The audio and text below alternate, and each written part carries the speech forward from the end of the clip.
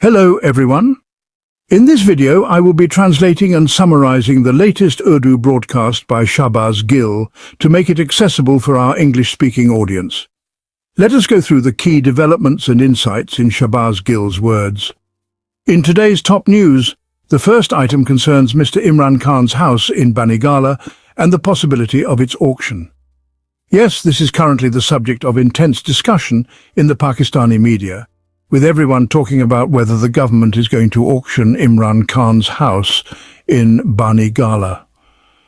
There is a great deal of concern and confusion about this, and all media outlets and journalists are discussing it. The reason for this is that the Islamabad district government has issued an advertisement in the newspaper, and the details and address given in the advertisement almost match the address of Imran Khan's residence. It has been mentioned that there are around 200 to 250 canals of land in Banigala, which is up for auction.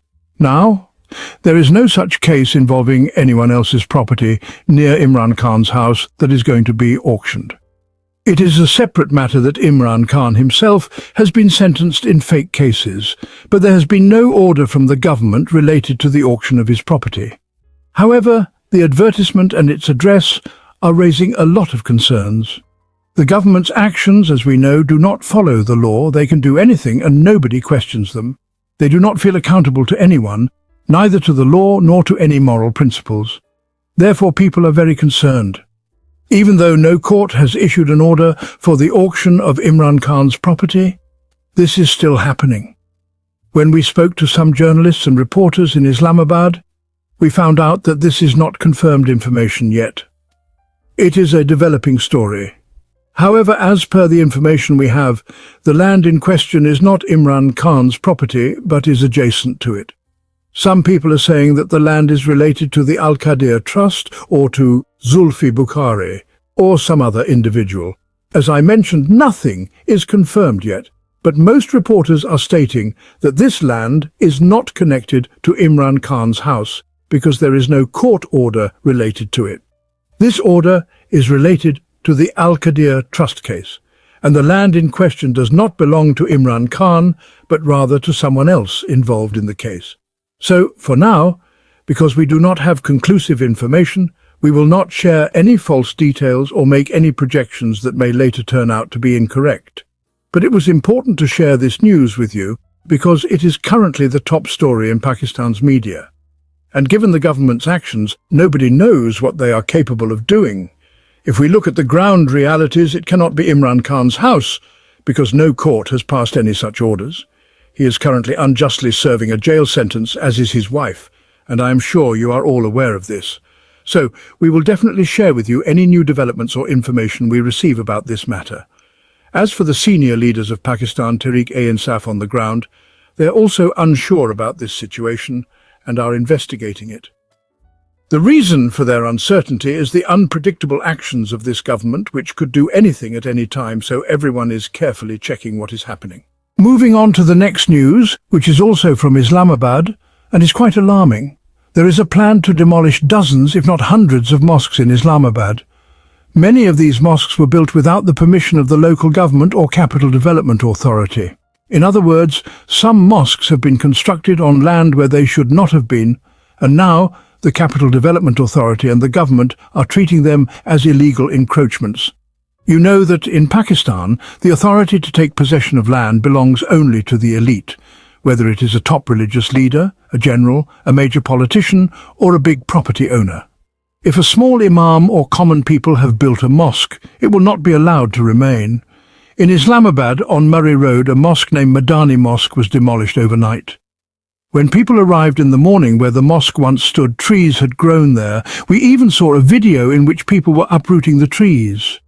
Religious leaders arrived and expressed their anger, saying that this was a violation of the law and that they would uproot the trees and rebuild the mosque at the same place. They were protesting the demolition. This is a sensitive issue, and we are presenting both sides of the story. On the one hand, religious leaders and caretakers of mosques are claiming that mosques are being demolished unjustly, while the Capital Development Authority and the government argue that these were illegal encroachments and they are removing them.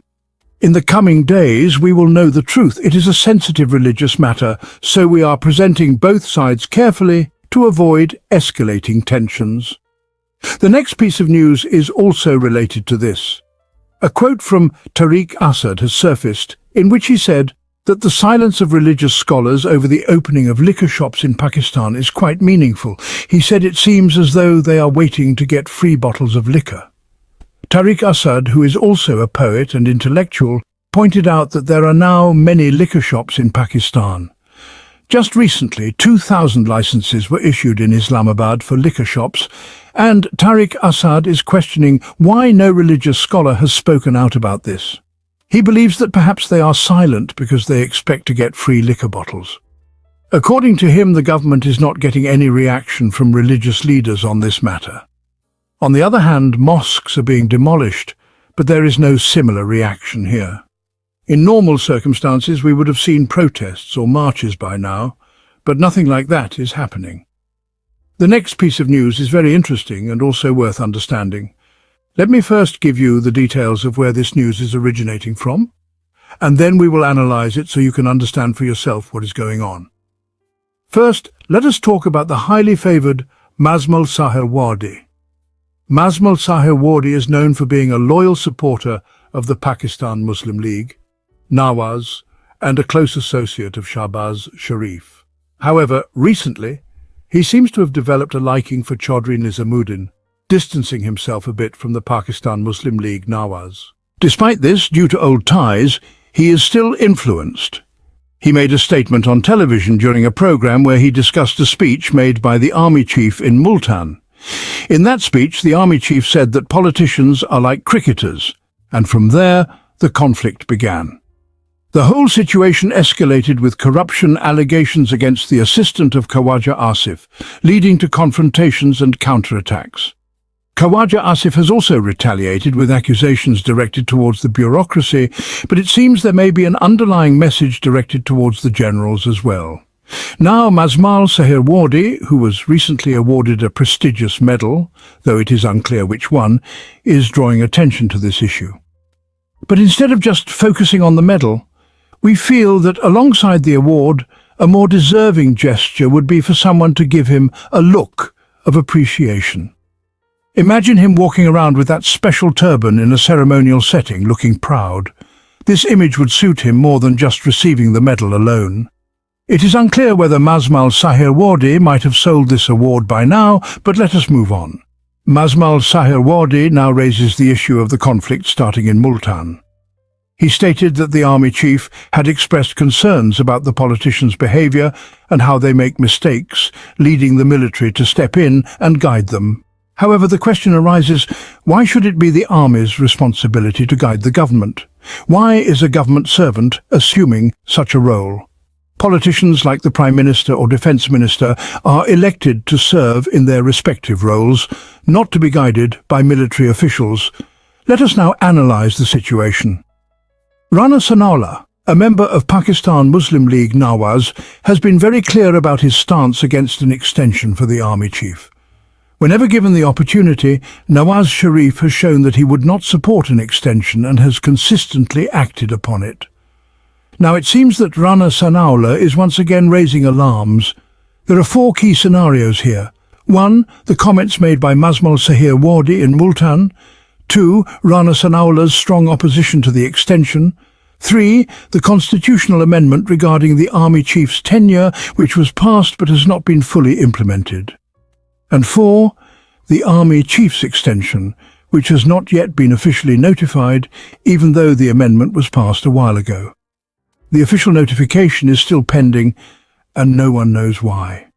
The real issue is that the army chief, despite being appointed under controversial circumstances, still has not been officially confirmed.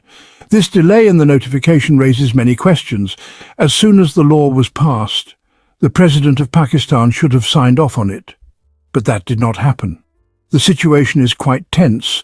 The army is trying to consolidate this extension, but the Pakistan Muslim League Nawaz government seems to be opposing it. Now, all of this is leading to speculation about a possible political maneuver where the extension is delayed, creating further uncertainty. Mazmal Sahirwardi's statement indicates that there is a deep-rooted conflict within the political and military spheres. While they may not be openly confronting each other, a conspiracy is brewing behind the scenes.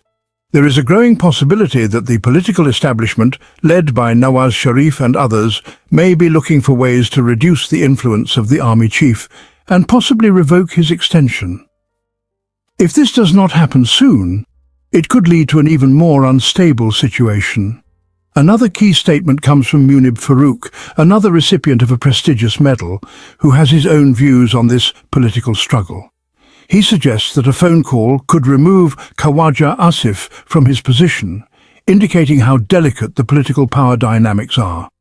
The question arises, will the political opposition act against the military's interests, or will they reach a secret deal with them? Then, Hafiz Hamdullah, a member of Maulana Fazlur Rahman's party, made another important statement.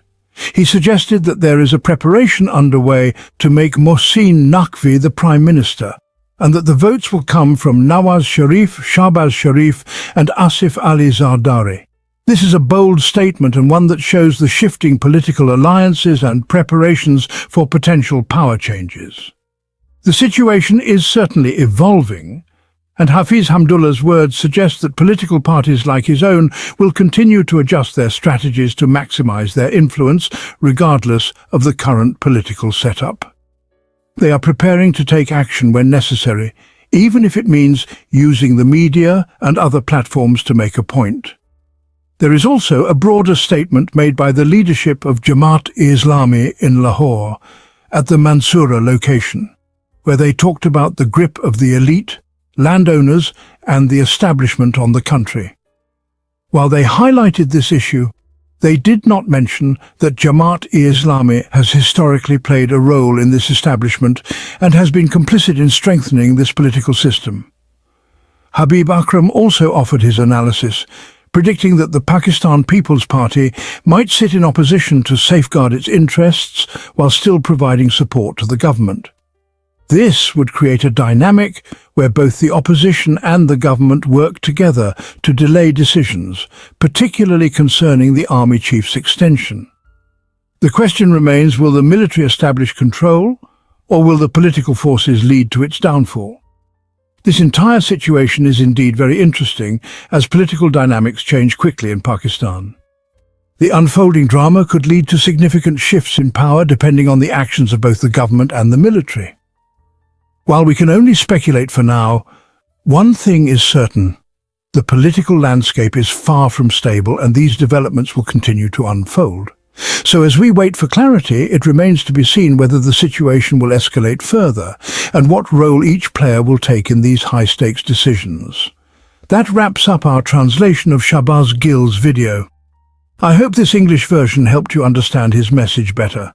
Please like, share and subscribe to Awami Lens to help our community grow. Do not forget to leave a comment below and let me know what you thought of this effort.